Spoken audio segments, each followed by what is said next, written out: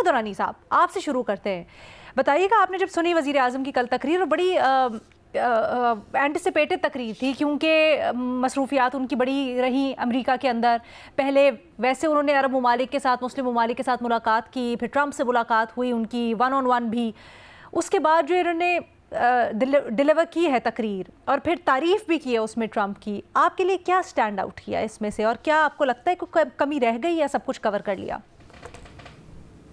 बहुत शुक्रिया अलीना। बिल्कुल जिस तरह आप कह रहे हैं, ये एंटिसिपेट किया जा रहा था वज़ीर आज़म की तकरीर एक बड़ी जानदार तकरीर होगी, क्योंकि उस टाइम अगर आप माहौल को देखें कि उससे पहले वज़ीर आज़म शहबाज शरीफ से पहले ही नेतन्याहू की तकरीर थी, जिसमें तकरीबन तमाम मुस्लिम ममालिक के जो डेलीगेशंस थे उन सब ने बाइकआउट किया था। तो ये ऑब्वियसली ये नज़र आ रहा था कि जो एक अक़वाम मुत्तहिदा की जनरल असम्बली में भी एक जो माहौल बना हुआ है, ख़ास तौर पे जो इसराइल की नस्ल कुशी जो फ़लस्तीन में जारी है, तो उसके बाद जो मुस्लिम ख़ास तौर पे जो लीडर्स हैं वो बड़ी सख्त तकरीर करेंगे। तो उसमें पाकिस्तान ने एक तो जो रिवायती तौर पे जो अपना एक मौक़िफ़ होता है वो जो वज़ीर आज़म शहबाज शरीफ है उन्होंने दोहराया है, जो उनकी फ़ॉरेन पॉलिसी के हवाले से और जो ओवरऑल पाकिस्तान की पॉलिसी है वो तो तमाम तर पहलू उन्होंने उजागर किए ही हैं। लेकिन उसके साथ साथ जो अगर देखा जाए स्टैंड आउट अगर मैं समझता हूँ तो उसमें जो फ़लस्तीन के हवाले से इस मरतबा पाकिस्तान ने एक भरपूर ना सिर्फ ये कि आवाज़ उठाई है, बल्कि उसके साथ साथ अगर आप देखें तो वज़ीर आज़म शहबाज शरीफ की जो तकरीर का ख़ास तौर पे जो फ़लस्तीन के बारे में हिस्सा था, वो फ़लस्तीनी गवर्नमेंट का जो ऑफिशियल ट्विटर अकाउंट है उससे जो है उन्होंने उसका ट्वीट किया और उसका शुक्रिया भी अदा किया। तो एक तो मैं समझता हूँ कि पाकिस्तान क्योंकि वाहिद मुस्लिम जो न्यूक्लियर एक मुल्क है, उसके फ़लस्तीन के लिए एक इस तरह के बड़े प्लेटफॉर्म के ऊपर आवाज़ उठाना ये वाकई में एक अच्छा एक स्टेप देखा गया है मुस्लिम उम्मा में। उसके साथ साथ जो एक और जो इम्पॉर्टेंट चीज़ थी, क्योंकि सदर ट्रंप की तरफ से इसी यूएन की जनरल असम्बली में उन्होंने जो है ये क्लाइमेट चेंज को दुनिया का सबसे बड़ा जो है वो उन्होंने वो बताया कि ये एक कोई ऐसी क्लाइमेट चेंज नाम की चीज़ नहीं है। तो वज़ीर आज़म शहबाज शरीफ की तरफ से क्लाइमेट चेंज के हवाले से बात करना और उस पर भी जो पाकिस्तान जिस तरह से बुरी तरह से हिट हो रहा है, ये मैं समझता हूँ कि ये दुनिया को रियलाइज़ कराने की ज़रूरत है, और ख़ास तौर पे उन आलमी रहनुमाओं को जो कि अभी तक इसको नेगेट करते हैं कि क्लाइमेट चेंज नाम की कोई चीज़ नहीं है। तो ये भी एक बड़ा इंपॉर्टेंट मैं समझता हूँ कि ये उनकी तकरीर का हिस्सा है। जहाँ तक भारत के हवाले से उन्होंने एक बार फिर से 2019 की जो आर्टिकल 370 को अबॉलिश करना और फिर उसके बाद जो जिस तरह से कश्मीर के अंदर इंसानी हकूक़ की ख़िलाफ़ वर्जियाँ जारी हैं उसका तो जिक्र किया ही किया है, लेकिन उसके साथ साथ जो जंग का पाकिस्तान ने एक आलमी फ़ोरम के ऊपर जो दुनिया को बताया है, क्योंकि इस टाइम ये जो जनरल असम्बली में जो खिताब होता है वो दुनिया भर के जो ममालिक और उनका मीडिया कवरेज देता है, एक बार फिर से ये दुनिया को बताना कि किस तरह पाकिस्तान ने अपने से बड़ी एक जो कुव्वत है उसको शिकस्त दी है, ये भी इम्पॉर्टेंट है। लेकिन सवाल ये है कि ये जो तकारीर होती हैं, क्योंकि हम अगर देखें अक़वाम मुत्तहिदा की जो जनरल असम्बली का ये जो सेशन होता है एनुअल, ये महज एक डिबेटिंग क्लब से ज़्यादा इसकी कोई अहमियत नहीं होती, क्योंकि यहाँ पे जितने भी करारदादें हों उसके ऊपर कोई अमल दरामद नहीं होता। ख़ास तौर पे वो करारदादें अगर किसी पावरफुल मुल्क के ख़िलाफ़ हों, तो ये अगर उसका देखा जाए कि क्या इसका कोई इम्पैक्ट होगा, ख़ास तौर पे जो फ़लस्तीन के हवाले से जो वज़ीर आज़म ने आवाज़ उठाई है या फिर कश्मीर के हवाले से, तो उसका मुझे कोई इसका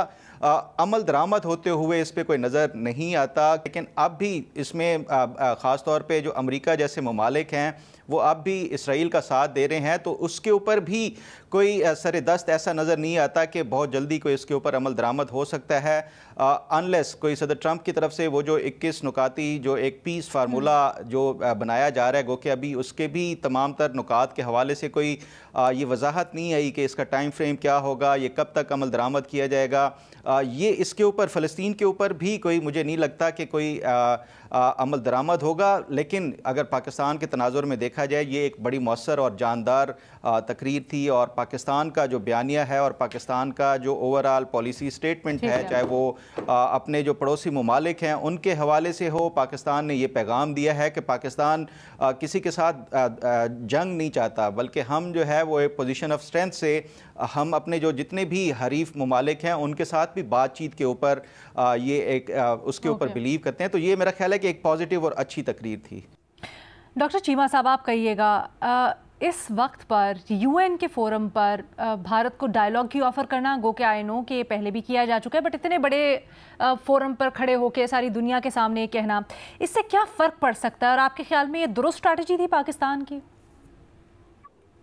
बहुत शुक्रिया अलीना शेख साहबा। देखिए, पहली बात तो ये है कि ये जिस कॉन्टेक्स्ट में स्पीच हुई है, जिस तरह हमारे कोलीग पहले बात कर रहे थे, देखिए एक पूरे का पूरा जो एक जियो स्ट्रेटेजिक एनवायरनमेंट है वो चेंज हो गया है। मई में पाकिस्तान ने जंग जीती, सऊदी अरब ने पाकिस्तान के साथ दिफाई एग्रीमेंट किया, अमेरिका व्हाइट हाउस जिसके दरवाजे पाकिस्तान के लिए बंद थे पिछले कुछ अरसे से, आपको याद होगा पिछली हुकूमतों ने क्या हुआ, अब वो दरवाजे जो हैं field marshal general Asim Munir की मिलिट्री डिप्लोमेसी की वजह से खुले। और आपको याद है थोड़ा अर्सा पहले जब प्रेसिडेंट ट्रंप ने फील्ड मार्शल को इनवाइट किया लंच पे, तो वहां से ये चीजें जो है वो टर्न अराउंड हुई और वो जो एक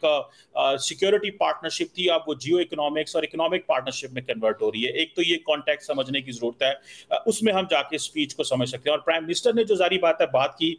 उसमें आपको पता है कि खासतौर पे जो आपने कहा कि जी हम एक कंपोजिट डायलॉग चाहते हैं, एक कॉम्प्रिहेंसिव डायलॉग चाहते हैं और रिजल्ट ओरिएंटेड डायलॉग चाहते हैं। इसका मीनिंग बड़ा क्लियर है। इंटरनेशनल कम्युनिटी को ये पता है कि ये वो मुल्क है जिसने जंग जीती, जिसने इंडिया के जहाज गिराए, और 10 मई को सुबह को जब पाकिस्तान हमला कर रहा था और इंडिया सीज फायर की रिक्वेस्ट कर रहा था, अमेरिका का पैगाम आया, उस वक्त पाकिस्तान जो है सीज फायर के लिए तैयार हुआ। इस चीज को अमेरिकन बहुत अच्छे तरह स्टडी करते हैं, रियलाइज करते हैं कि जंग में पलड़ा भारी होने के बावजूद ये डायलॉग और सीज फायर के साथ खड़े थे, तो हम एक अग्रेसर नहीं है। और ये जारी बात है, ये मैसेज पाकिस्तान की लीडरशिप की तरफ से जाता है। तो ये तो, और साथ में हम बात भी करना चाह रहे हैं, हम पलड़ा भारी है, सारा कुछ ठीक है, लेकिन हम डायलॉग भी चाहते हैं, रिजल्ट ओरिएंटेड डायलॉग चाहते हैं। और जिस तरह नॉर्मली भी हमेशा पाकिस्तान की लीडरशिप जो है वो पैगाम देती है इंडिया को कि आए बात करें बैठ के, और वो इग्नोर करते हैं, मैं समझता हूँ इस दफा ऐसा नहीं था। इस दफा हमने जंग का जो रेफरेंस था वो दिया। दूसरी तरफ आप देखें कि ये जो स्पीच है ये डिफरेंट इस सेंस में थी कि मेरा नहीं ख्याल दुनिया का कोई ऐसा लीडर हो जिसने ट्रंप का और शी जिनपिंग का एक ही स्पीच में नाम लिया हो, और दोनों के साथ अच्छे ताल्लुकात हैं। ट्रंप के साथ देखें मुलाकात ही, field marshal general Asim Munir साथ थे, और वो जो कॉन्फिडेंस था कि पाकिस्तान की मिलिट्री डिप्लोमेसी भी काम कर रही है, पाकिस्तान की जो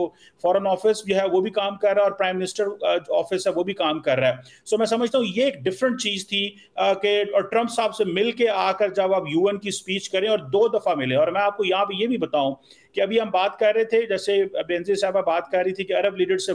मुलाकात हुई ट्रंप के साथ। कुछ अर्सा पहले अरब लीडर्स ने एक मूवमेंट शुरू की गजा के हवाले से, जिसमें इंडोनेशिया और अल्जीरिया को तो इनवाइट किया गया था, पाकिस्तान को नहीं इनवाइट किया गया था। लेकिन ये जो मिडिल ईस्ट में भी डेवलपमेंट्स हुई हैं, पाकिस्तान और सऊदी अरब का जो डिफेंस पैक्ट हुआ है, और पाकिस्तान की फौज ने, आर्म फोर्सेस ने अपने आप को रेलिवेंट किया मिडिल ईस्ट के अंदर। देखिए आज हम सिर्फ साउथ एशिया के प्लेयर नहीं, आज हम मिडिल ईस्ट के प्लेयर हैं। जब हम ट्रंप साहब के साथ बैठ के गजा के ऊपर और पैलेस्टाइन के ऊपर बात कर रहे थे, तो आप साउथ एशिया का उस वक्त हिस्सा नहीं थे, आप उस वक्त मिडिल ईस्ट की वजह से आपको देखा जा रहा था, और एक प्रोमिनेंट मुस्लिम मुल्क की वजह से देखा जा रहा था। तो मेरा ख्याल है कि ये, और हमने कश्मीर के ऊपर भी जिक्र किया, और कतर की सपोर्ट सबसे इंपॉर्टेंट है कि कतर को इस चीज को महसूस कराया कि पाकिस्तान जो है वो मुसलमान ममालिक के साथ खड़ा है और मुसलमान दुनिया के साथ खड़ा है। सो लगता यह है कि मिलिट्री डिप्लोमेसी काम की है कि अब हम